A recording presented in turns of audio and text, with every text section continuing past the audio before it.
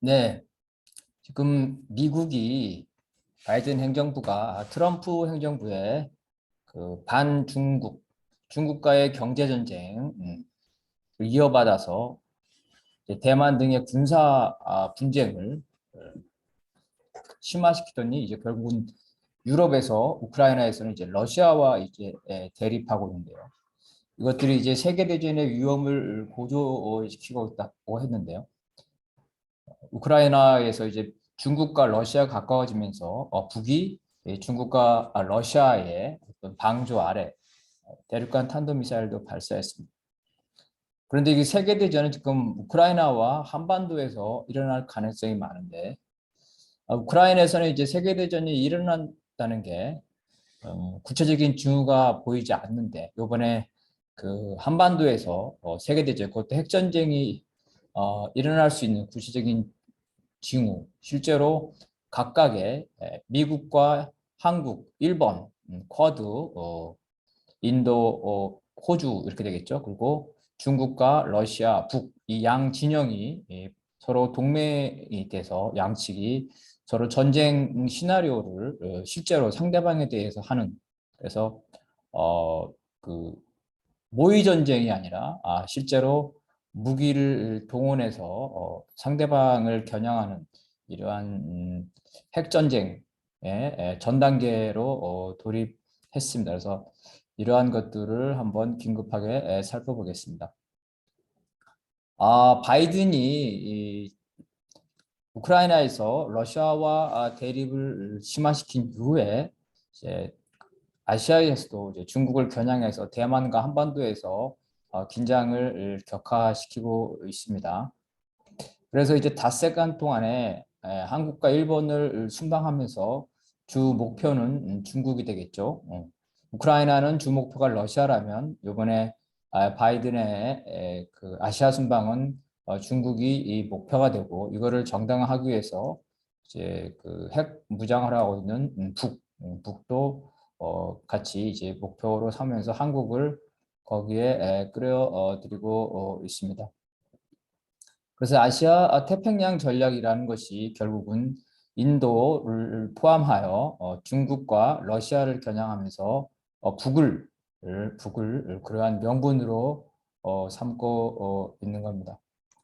요번에 이제 그 바이든 대통령이 그 방한을 해서 여기 사진에 보인 것처럼 윤석열 대통령과 함께 미 오산의 항공우주 작전본부를 방문했다는 건 되게 중요한 겁니다. 이것은 단순한 한반도 차원이 아니라 우주 차원, 즉 다시 말하면 광역 전쟁, 주로 ICBM과 관련되겠죠. 이 광역 전쟁을 전제로 한 거라서 북뿐만이 아니라 중국과 러시아를 포함한 그러한 전쟁을 대비하고 있다는 겁니다.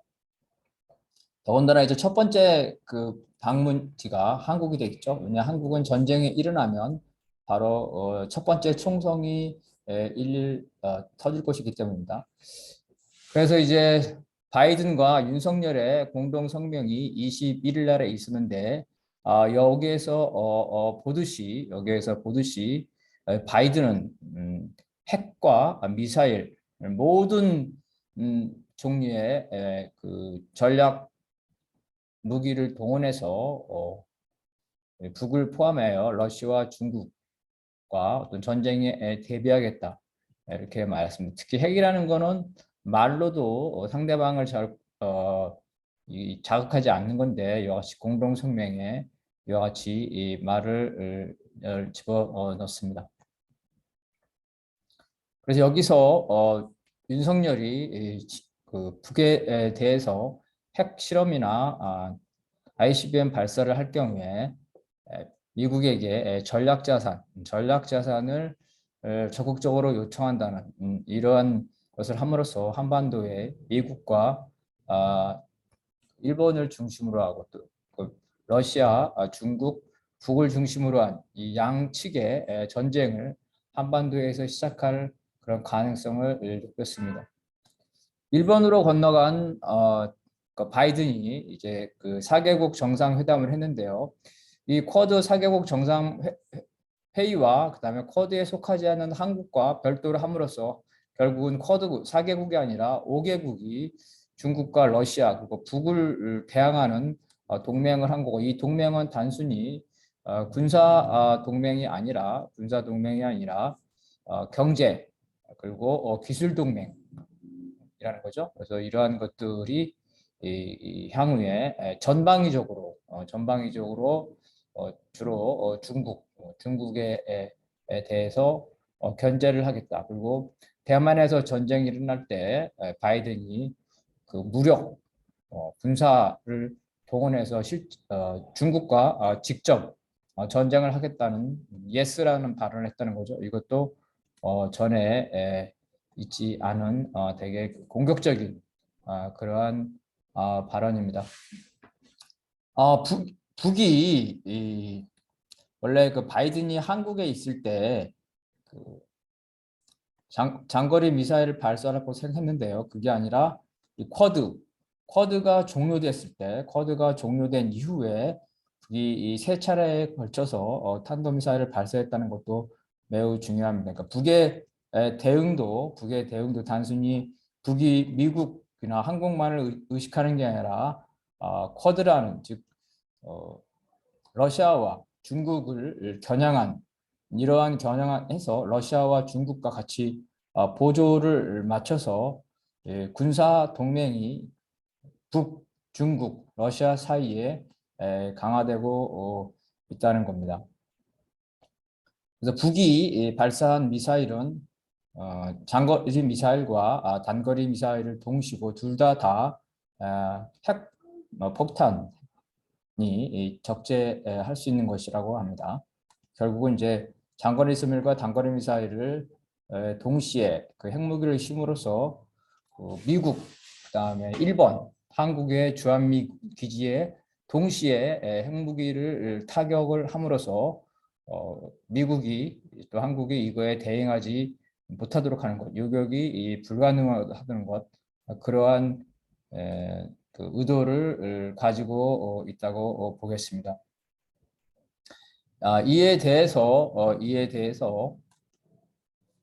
중국과 러시아가 역시 마찬가지로 주로는 쿼드에 대항을 해서 그 일본 열도를 중심으로 해서 미국과 일본에 경고를 보냈고, 마찬가지로 보조적으로는 그 한국에 대해서 경고를 주고 있습니다. 그래서 중국과 러시아의 폭격기가 공동으로 훈련을 했다는 겁니다. 결국은 이건 그 폭격기 공군 중심으로 중국과 러시아가 합동 군사 훈련을 하고, 미사일 부분에 있어서는 북이 한국과 일본, 미국을 동시에 타격하는 이러한 훈련을 함으로써 미국과 중국뿐만 아니라 양 진영이 이러한 그 대결을 하고 있다는 겁니다.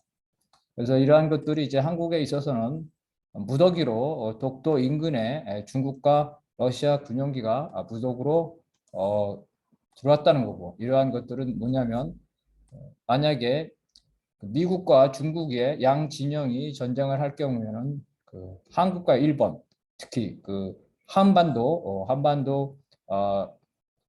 무대로 해서 이 전쟁이 이루어질 수밖에 없고, 그 전쟁은 결국은 핵전 전쟁이 될 것이다. 이렇게 볼 수가 있는 겁니다. 그리고 이러한 것들이 한국의 대응, 윤석열 대통령의 대응이 보게 되면은 이러한 양 진영의 세계대전, 결국 동북아에 서식하는 세계대전인데 결국은 핵전쟁인데, 이에 대해서 윤석열은 거기에 대한 심각함을 깨닫지 못하고 오히려 그러한 전쟁의 위험을 확대시키는 행위를 하고 있습니다.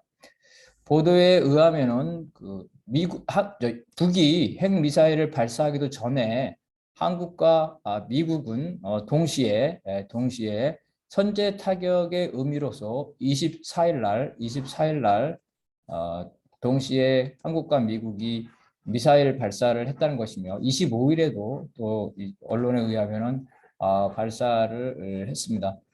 이와 별개로 한국과 미국은 전략자산을 동원해서 무력 시위를 했고 윤석열 대통령이 이러한 그 전략자산을 정기적으로 이 한반도에 배치할 것을 요구했다는 겁니다. 그래서 한국의 경우에는 이제 F-15 전투기가 그 북을 대규모 폭격하기 위해서 훈련해서 대규모 편대가 그 이륙 직전까지 훈련하는 이런 엘리펀트 워크를 실시를 했다는 겁니다. 더 나아가서 이제 그 보도에 의하면은 대통령실에 의하면은 북이 제7차 핵실험을 준비해서 기폭 장치를 작동했다는 건데요. 이것들은 뭐냐면은 핵을 소형화해서 그거를 폭파시키는 것을 소형 핵폭탄이 폭발되는 것을 보여줌으로써 전술핵이 를 보여줌으로써 그 미국에 대해서 장거리 미사일을 발사할 뿐만 아니라 일본과 한국에 대해서 한국은 주로 이제 그 주한미군 기지가 되겠죠. 여기에 대해서 단거리 미사일로 일본에 대해서는 중거리 미사일로 미군 기지를 타격할 수 있다는 것을 실제로 보여준 이러한 양상으로 진행되고 있습니다. 결국은 트럼프 시대의 그 핵전쟁은 큰 버튼, 작은 버튼에서 말 전쟁이었지만 지금의 한반도를 주변으로 이루어진 그 핵전쟁은 말이 아니라 실제로 상대방에 대해서 쏘진 않았을 뿐이지 서로 주고받음으로써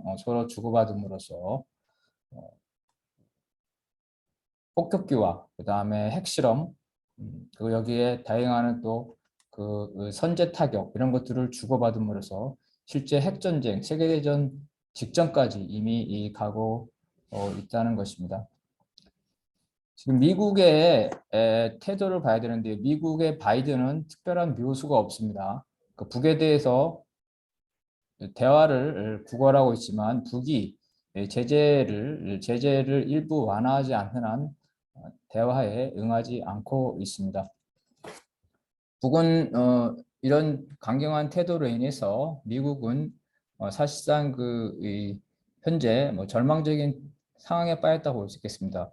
먼저 중국을 통해서 북의 핵무기를 철폐하거나 북의 핵실험을 저지하는 것이 이미 실패했습니다. 중국과 미국이 대립함으로써 그렇게 된 거고 또한 우크라이나에서 미국과 러시아가 대립함으로써 중국에 이어 러시아도 그 북의 핵실험이라든가 핵무장에 대해서 사실상 그 방관하고 유엔에서의 제재에 동참할 그 가능성이 없게 됐습니다. 더 나아가서 북에 대한 전방위적인 제재가 중국과 러시아의 비협조로 인해서 미국의 제재가 실효성이 없게 된 그러한 상황으로 가고 있습니다. 5월 12일 날에 하원에서 미국의 대북 정책을 평가하는 청문회가 열렸는데요. 이 청문회에 나온 사람들은 뭐 존박이라든지 스미텔이라든지 이성이라는 사람들인데요. 전부 다 그 한국계입니다. 한국계. 전반적으로 한국계의 대북 전문가들은 북한과의 협상을 얘기하보다는 미국의 강경파의 입장을 대변하는 그런 역할을 하고 있습니다. 미국과의 협상은 주로 이제 그 백인 전문가들이 하고, 그다음에 북과의 협상이 아니라 북에 대해서 강경한 태도를 하자는 프로파간다, 선전적인 차원에서는 한국계 전문가들이 하는데 이날 한국계 전문가들이 출동했다는 거, 미국계 전문가가 하나도 나오지 않았다는 것은 바로 이제 백악관뿐만 아니라 국회에서도 지금 현재로서 북에 대해서 행사할 수 있는 카드가 없기 때문에 외형상 강경적인 입장을 가지고 있습니다. 특히 이제 이들은 그 이성윤 박사의 입장에서 보듯이 이성윤 박사는 북에 대한 제재가 부족하다. 과거 쿠바나 베네수엘라나 이란에 비해서 북에 대한 제재가 부족하기 때문에 그것과 비교해서 아직도 북에 대해서 제재를 할 것이 많기 때문에 더욱 강경한 제재를 해야 된다는 입장이고요. 제재 사유에서도 인권이라든지 기타 그 북의 행위를 문제 삼고 있습니다. 스미트레도 역시 마찬가지로 북에 대해서 강경적인 입장을 가지고 있으며 단순히 북핵 문제뿐만 아니라 다른 문제까지도 북의 제재에 대한 명분으로 얘기하고 있습니다. 존 박도 역시 이제 같은 취지지만 다만 약간 다른 점은 이러한 그 제재 일변도가 북으로부터 더 강경한 입장을 취하게 되고 미국이 어느 정도 효과를 받고 있는 북의 핵실험 중단 이러한 것들을 유리하기 때문에 최소한 제재를 유지하되 일부 제재를 완화시켜서 북의 핵실험 중단이라는 이러한 전술적 목표를 가지기 위해서 일부 제재를 완화를 해야 된다는 이런 주장을 하고 있습니다. 그래서 전반적으로 보게 되면은 우크라이나에서 시작된 이러한 그 3차 대전 핵전쟁의 위험성이 실제로는 우크라이나보다는 오히려 일본과 한반도, 특히 대만에서 오히려 더 가시화되고 있고 이러한 상황으로 몰고 가고 있는 것은 트럼프의 그 반중 노선을 이어받은 바이든이 갑자기 우크라이나에서 반러 노선을 강화함으로써 중국과 러시아 그리고 북에 대해서 그래서 북중러를 반미 전선으로 묶어게 되는 이러한 상황이 되면서 바로 중국과 러시아, 북 그리고 미국, 일본, 한국이 충돌하는 이 한반도가 바로 세계대전과 핵전쟁의 위험에 직면해 있다. 그 어느 때보다도 높은 그 전쟁 위험에 빠져 있습니다. 트럼프 시대와 같이 극적인 타협으로 갈지 아니면 실제 전쟁으로 갈지 알 수 없지만 현재로서는 한반도와 대만에서 우크라이나에 이어서 양 진영의 무력 충돌이 일어날 가능성이 점차 높아지고 있기 때문에 윤석열이 현재 한반도에서 반전 평화나 이러한 정책을 시행할 능력과 의사가 없기 때문에 그 어느 때보다도 한반도에서 노동자 민중의 반전 평화 운동이 중요하다고 볼 수가 있겠습니다.